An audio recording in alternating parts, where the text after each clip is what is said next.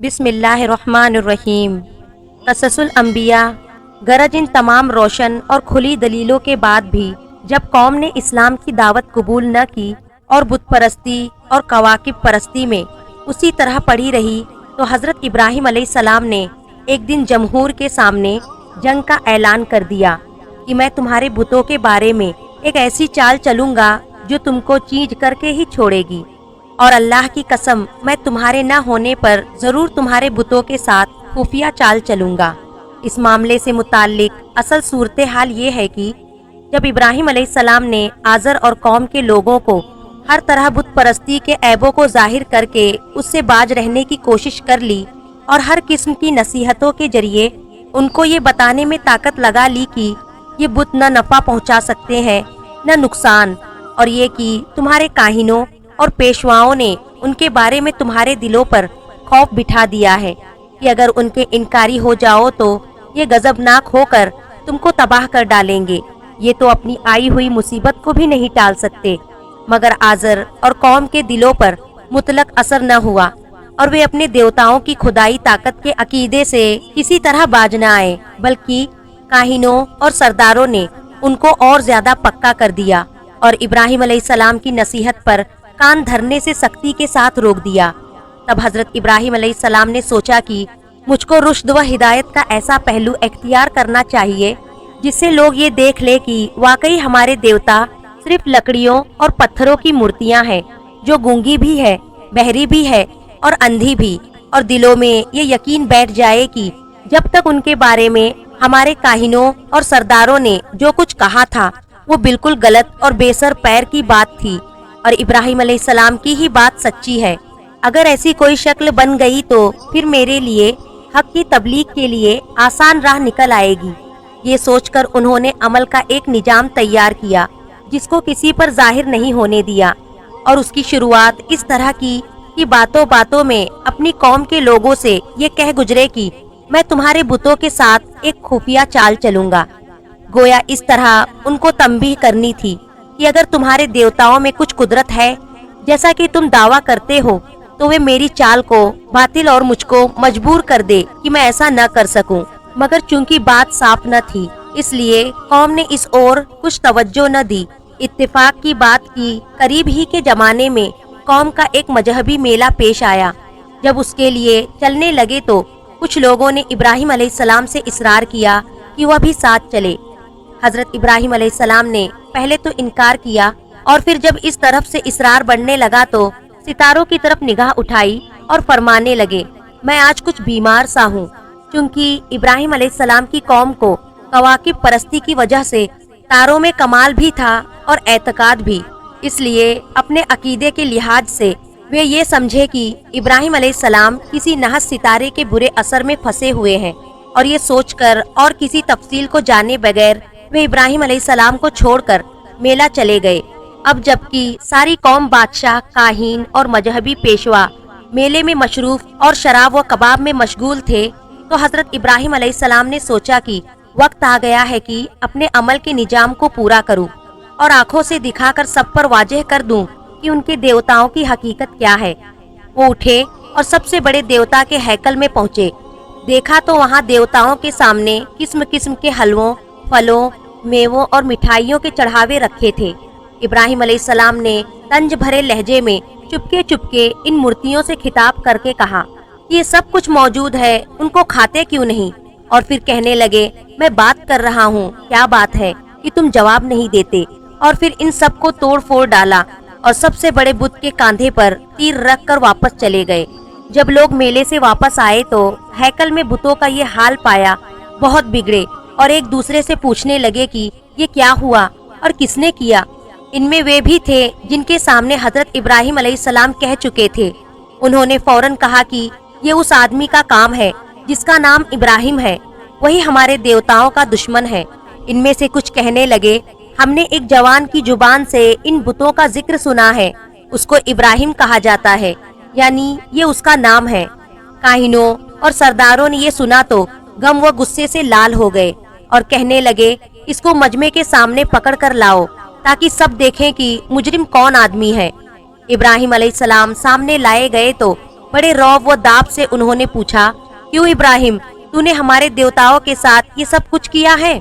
इब्राहिम अलैहिस्सलाम ने देखा कि अब ये बेहतरीन मौका आ गया है जिसके लिए मैंने ये तदबीर अख्तियार की। मजमा मौजूद है, लोग देख रहे हैं कि उनके देवताओं का क्या हश्र हो गया, इसलिए अब काहिनों, मजहबी पेशवाओं को लोगों की मौजूदगी में उनके बातिल अकीदे पर शर्मिंदा कर देने का वक्त है। तो आम लोगों को आंखों देखते मालूम हो जाए कि आज तक इन देवताओं से मुताल्लिक जो कुछ हमसे काहिनों और पुजारियों ने कहा था, ये सब उनका मकर व फरेब था। मुझे उनसे कहना चाहिए कि ये सब उस बड़े बुत की कार्रवाई है, उससे मालूम करो। ला महाला वे यही जवाब देंगे कि कहीं बुत भी बोलते और बात करते हैं, तब मेरा मतलब हासिल है और फिर मैं उसके अकीदे का पोल लोगों के सामने खोलकर सही अकीदे की तलकीन कर सकूंगा और बताऊंगा कि किस तरह वे बातिल और गुमराही में मुब्तिला है। उस वक्त उन काहिनों और पुजारियों के साथ शर्मिंदगी के सिवा क्या होगा? इसलिए हजरत इब्राहिम अलैहिस्सलाम ने जवाब दिया। इब्राहिम अलैहिस्सलाम की इस यकीनी हुज्जत और दलीलों का काहिनों और पुजारियों के पास क्या जवाब हो सकता था? वो शर्म से डूबे हुए थे, दिलों में जलील व रुस्वा थे और सोचते थे कि क्या जवाब दे। आम लोग भी आज सब कुछ समझ गए और उन्होंने अपनी आंखों से ये मंजर देख लिया जिसके लिए वे तैयार न थे।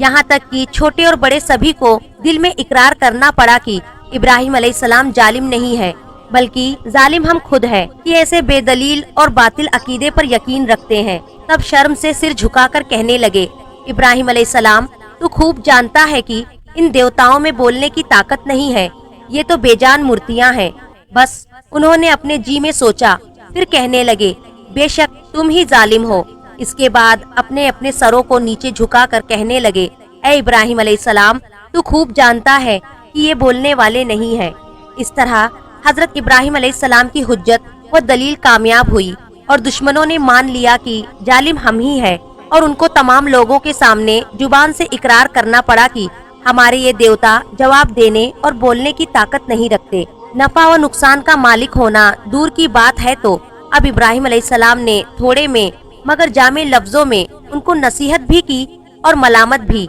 और बताया कि जब ये देवता न नफा पहुंचा सकते हैं न नुकसान, तो फिर ये खुदा और माबूद कैसे हो सकते हैं? अफसोस तुम इतना भी नहीं समझते या अकल से काम नहीं लेते। फरमाने लगे, क्या तुम अल्लाह ताला को छोड़कर उन चीजों की पूजा करते हो जो तुमको न कुछ नफा पहुंचा सकते हैं और न नुकसान दे सकते हैं? तुम पर अफसोस है और तुम्हारे इन झूठे माबूदों पर भी जिनको तुम अल्लाह के सिवा पूजते हो। क्या तुम अकल से काम नहीं लेते? हजरत इब्राहिम अलैहिस्सलाम के इस वाज व नसीहत का असर ये होना चाहिए था कि तमाम कौम अपने बातिल अकीदे से तौबा करके मिल्लत हनीफी को इख्तियार कर लेती और टेढ़ा रास्ता छोड़कर सीधे रास्ते पर चल पड़ती। लेकिन दिलों का टेढ़, नफ्स की सरकशी, घमंडी जहनियत और बातिनी खबासत व नीचपन ने इस ओर न आने दिया और इसके खिलाफ उन सब ने इब्राहिम अलैहिस्सलाम की अदावत व दुश्मनी का नारा बुलंद कर दिया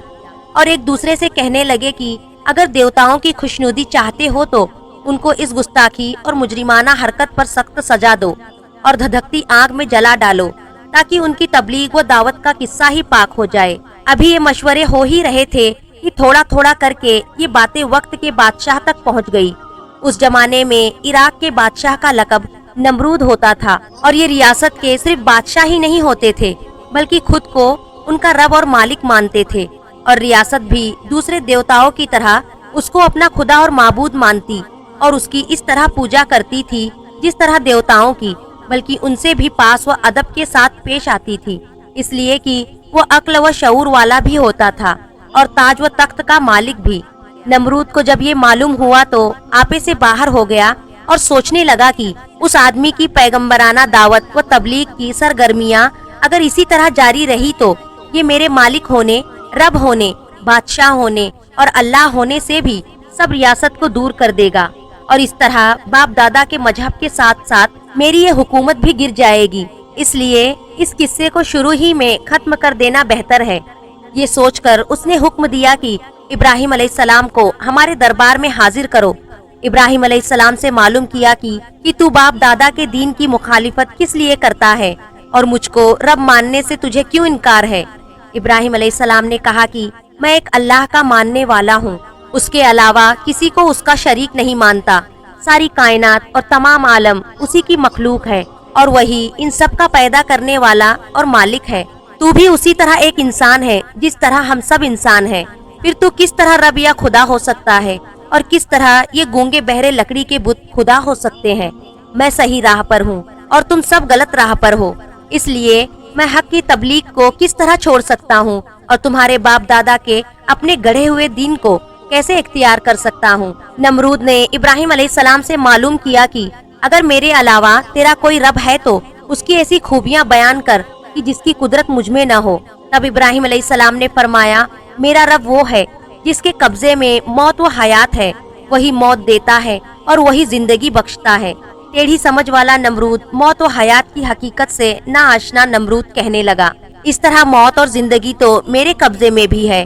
اور یہ کہہ کر اسی وقت ایک بے قصور آدمی کے بارے میں جلاد کو حکم دیا کہ اس کی گردن مار دو اور موت کے گھاٹ اتار دو۔ جلاد نے فوراً حکم پورا کیا اور قتل کی سزا پائے ہوئے مجرم کو جیل سے بلا کر حکم دیا کہ جاؤ، ہم نے تمہاری جان بخشی کی۔ اور پھر ابراہیم علیہ السلام کی طرف متوجہ ہو کر کہنے لگا، دیکھا میں بھی کس طرح زندگی بخشتا اور موت دیتا ہوں، پھر تیرے اللہ کی خاص بات کیا رہی؟ ابراہیم علیہ السلام سمجھ گئے کہ نمرود یا تو موت اور زندگی کی اصل حقیقت نہیں جانتا یا لوگوں کو غلط فہمی میں ڈالنا چاہتا ہے تاکہ وہ اس فرق کو سمجھ نہ سکے کہ زندگی بخشنا اس کا نام نہیں ہے بلکہ نہ سے ہاں کرنے کا نام زندگی بخشنا ہے۔ اور اسی طرح کسی کو قتل یا پھانسی سے بچا لینا موت کا مالک ہونا نہیں ہے۔ موت کا مالک وہی ہے جو انسانی روح کو اس کے جسم سے نکال کر اپنے قبضے میں کر لیتا ہے۔ اس لیے بہت سے پھانسی کی سزا پائے ہوئے اور تلوار کی جد میں آئے ہوئے لوگ زندگی پا جاتے ہیں اور بہت سے قتل و پھانسی سے بچائے ہوئے انسان موت کے گھاٹ چڑھ جاتے ہیں اور کوئی طاقت ان کو روک نہیں سکتی۔ اور اگر ایسا ہو سکتا ہے تو ابراہیم علیہ السلام سے باتیں کرنے والا نمرود گدی پر نہ بیٹھا ہوتا بلکہ اس کے خاندان کا پہلا آدمی ہی آج بھی اس تاج و تخت کا مالک نظر آتا۔ مگر نہ معلوم کہ عراق کے اس راجیہ کے کتنے دعوے دار زمین کے اندر دفن ہو چکے ہیں اور ابھی کتنے کی باری ہے۔ پھر بھی ابراہیم علیہ السلام نے سوچا کہ اگر میں نے اس موقع پر موت اور زندگی کے باریک فلسفے پر بحث شروع کر دی تو نمرود کا مقصد پورا ہو جائے گا اور لوگوں کو غلط رخ پر ڈال کر اصل معاملے کو الجھا دے گا، اور اس طرح میرا نیک مقصد پورا نہ ہو سکے گا۔ اور حق کی تبلیغ کے سلسلے میں بھری محفل میں نمرود کو لاجواب کرنے کا موقع ہاتھ سے جاتا رہے گا، کیونکہ بحث و مباحثہ اور جدل و مناظرہ میرا اصل مقصد نہیں ہے بلکہ لوگوں کے دل و دماغ میں ایک اللہ کا یقین پیدا کرنا میرا ایک ہی مقصد ہے۔ اس لیے انہوں نے اس دلیل کو نظر انداز کر کے سمجھانے کا ایک دوسرا طریقہ اپنایا اور ایسی دلیل پیش کی جسے صبح و شام ہر آدمی آنکھوں سے دیکھتا اور بغیر کسی متقی دلیل کے دن و رات کی زندگی میں اس سے دوچار ہوتا رہتا ہے۔ ابراہیم علیہ السلام نے فرمایا، میں اس ہستی کو اللہ کہتا ہوں جو ہر دن سورج کو پورب سے لاتا اور مغرب کی طرف لے جاتا ہے۔ بس اگر تو بھی اسی طرح خدائی کا دعویٰ کرتا ہے تو اس کے خلاف سورج کو مغرب سے نکال اور مشرق میں چھپا۔ یہ سن کر نمرود گھبرا گیا اور اس سے کوئی جواب نہ بن پڑا، اور اس طرح ابراہیم علیہ السلام کی زبان سے نمرود پر اللہ کی حجت پوری ہوئی۔ نمرود اس دلیل سے گھبرایا کیوں اور اس کے پاس اس کے مقابلے میں غلط سمجھنے کی گنجائش کیوں نہ رہی؟ یہ اس لیے کہ ابراہیم علیہ السلام کی دلیل کا حاصل یہ تھا کہ میں ایک ایسی ہستی کو اللہ مانتا ہوں جس کے بارے میں میرا عقیدہ یہ ہے کہ یہ ساری کائنات اور اس کا سارا نظام اس ہی نے بنایا ہے، اور اس نے اس پورے نظام کو اپنی حکمت کے قانون سے ایسا کس دیا ہے کہ اس کی کوئی چیز مقرر جگہ سے پہلے اپنی جگہ سے ہٹ نہیں سکتی اور نہ ادھر ادھر ہو سکتی ہے۔ تم اس پورے نظام میں سے سورج ہی کو دیکھو کہ دنیا اس سے کتنے فائدے حاصل کرتی ہے، ساتھ ہی اللہ نے اس کے نکلنے اور ڈوبنے کا بھی ایک نظام مقرر کر دیا ہے۔ بس اگر سورج لاکھ بار بھی چاہے کہ وہ اس نظام سے باہر ہو جائے تو اس پر اسے قدرت نہیں، کیونکہ اس کی باغ ڈور ایک اللہ کی قدرت کے قبضے میں ہے، اور اس کو بے شک یہ قدرت ہے کہ جو چاہے کر گزرے، لیکن وہ کرتا وہی ہے جو اس کی حکمت کا تقاضا ہے۔ اس لیے اب نمرود کے لیے تین ہی شکلیں جواب دینے کی ہو سکتی تھی، یا وہ یہ کہے کہ مجھے سورج پر پوری قدرت حاصل ہے اور میں نے بھی یہ سارا نظام بنایا ہے، मगर उसने ये जवाब इसलिए नहीं दिया कि वो खुद इसका कायल नहीं था कि ये सारी कायनात उसने बनाई है और सूरज की हरकत उसकी कुदरत के कब्जे में है, बल्कि वो तो खुद को अपनी रियाया का रब और देवता कहलाता था। और बस दूसरी शक्ल ये थी कि वो कहता, मैं इस दुनिया को किसी की पैदा की हुई नहीं मानता, और सूरज तो मुस्तकिल खुद देवता है, उसके इख्तियार में खुद बहुत कुछ है। मगर उसने ये भी इसलिए न कहा कि अगर वो ऐसा कहता तो इब्राहिम अलैहिस्सलाम का वही ऐतराज सामने आ जाता जो उन्होंने सबके सामने सूरज के रब होने के खिलाफ उठाया था, कि अगर वो रब है तो इबादत करने वालों और पुजारियों से ज्यादा इस माबूद और देवताओं से तब्दीलियां और फना के असरात क्यों मौजूद हैं? रब को फना और तब्दीली से क्या वास्ता, और क्या उसकी कुदरत में ये है कि अगर वो चाहे तो मुकर्रर वक्त से पहले या बाद निकले या डूब जाए। तीसरी शक्ल ये थी कि इब्राहिम अलैहिस्सलाम के चैलेंज को कबूल कर लेता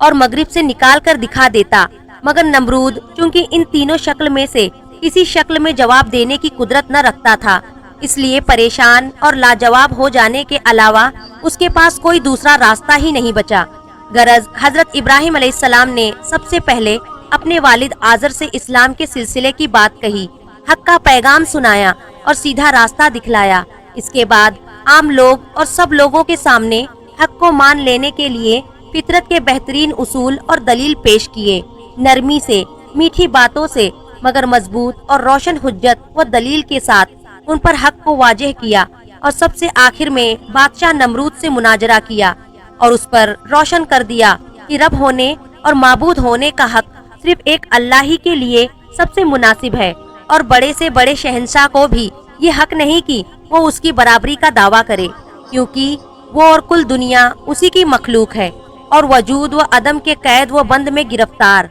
मगर इसके बावजूद कि बादशाह, आजर और आम लोग हजरत इब्राहिम अलैहिस्सलाम की दलीलों से लाजवाब होते और दिलों से कायल, बल्कि बुतों के वाक़िए में जो जुबान से इकरार करना पड़ा कि इब्राहिम जो कुछ कहता है वही हक है और सही व दुरुस्त,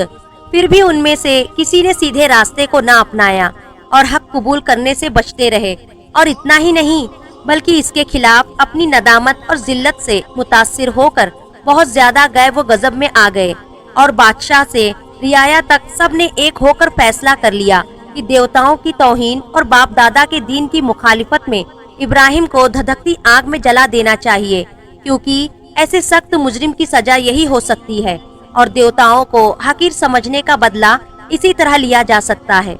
इंशाअल्लाह क़ससुल अंबिया का अगला हिस्सा अगली वीडियो में किया जाएगा। आप हजरात से इल्तिजा है इसे ज्यादा से ज्यादा शेयर करें और मेरे चैनल को जरूर सब्सक्राइब करें और कमेंट में अल्लाहू अकबर जरूर लिखें।